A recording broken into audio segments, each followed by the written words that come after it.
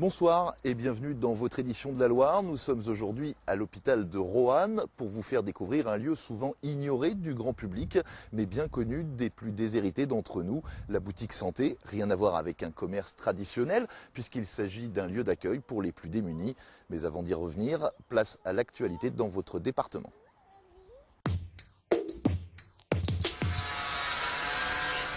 Ils testent encore une fois leur dernière innovation avant sa mise sur le marché. Un disque dernière génération, cette entreprise leader mise tout sur lui pour retrouver sa production d'avant-crise. Nous avons un disque qui dure beaucoup plus longtemps et qui est extrêmement plus performant et tenace. C'est 3 ans de recherche et développement, beaucoup d'heures passées dans cette pièce. Une innovation possible aussi grâce aux élèves ingénieurs de l'ENISE. Depuis 3 ans, cet industriel accueille un étudiant stagiaire par an. Et à chaque fois, les jeunes ingénieurs résolvent des problèmes. Cette année, Guillaume Souchon doit prévoir la fameuse hausse de production souhaitée. On m'a dit clairement, dès que tu as une idée, tu nous le proposes, tu nous le dis. Même si ça te paraît ridicule, t'hésites surtout pas. On essaye toutes les pistes.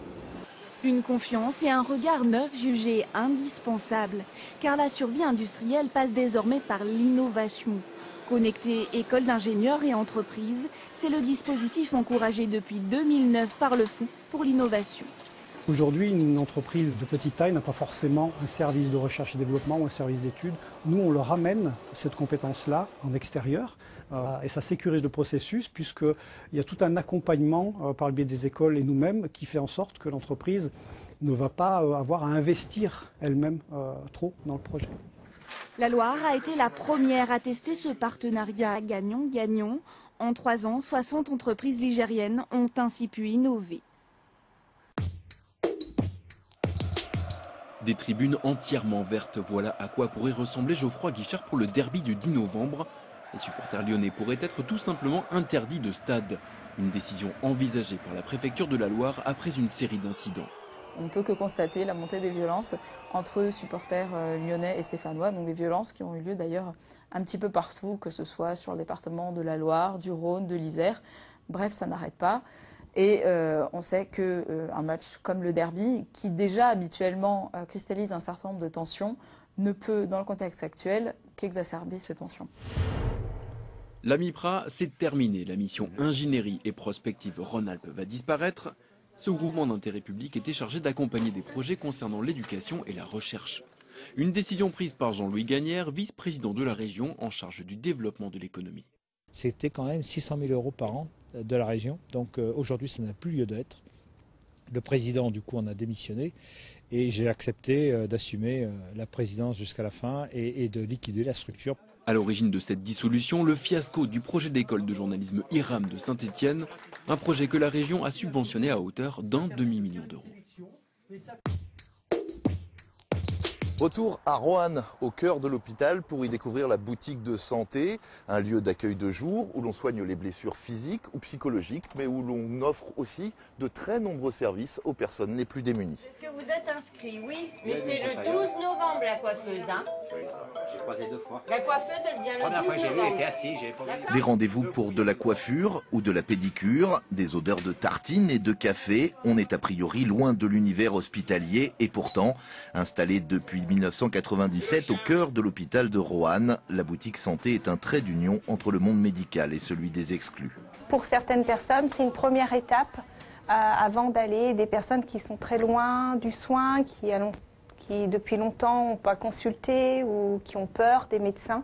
Elles vont déjà venir à la boutique santé, à nous de faire un travail justement pour les amener à ce qu'elles aillent ensuite faire les soins elles-mêmes ou accompagnées par nous, les infirmières.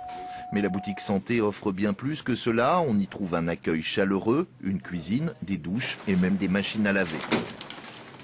Moi qui habite Roanne et qui habite un studio, qui n'a pas la possibilité de pouvoir mettre ma machine à laver chez moi, disons ça me rend service tout simplement. On peut déjeuner pas trop cher, enfin il y a plein de choses, on peut téléphoner d'ici, on peut domicilier son courrier. Enfin. C'est un endroit plutôt très utile quand on est dans Très utile, vital moi je dirais.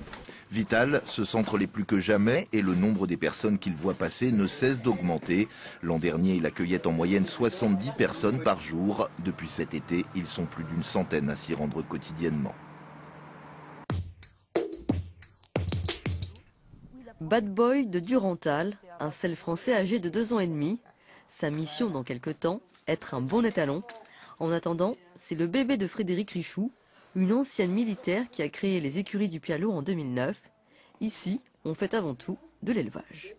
La partie élevage, eh bien, c'est avoir des juments poulinières pour faire donc des petits poulains qu'on va essayer d'amener le plus tard possible et le mieux possible à des résultats qui vont faire que les chevaux ils vont avoir une certaine valeur. La semaine prochaine, Bad Boy fera ses premières classes, d'abord la manipulation puis le débourrage. L'objectif pour Frédéric est d'avoir un agrément, pas facile à obtenir, même si Bad Boy est un petit de Rosières, un reproducteur qui eut une brillante carrière.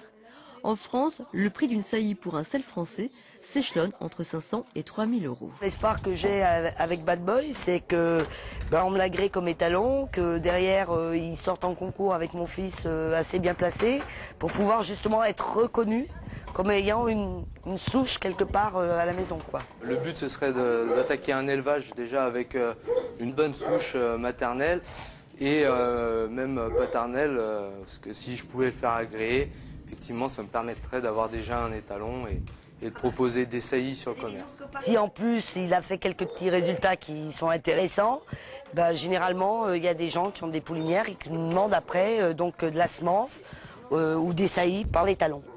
La structure familiale pourrait alors s'agrandir et s'ajouter aux 8 haras que compte déjà la Loire.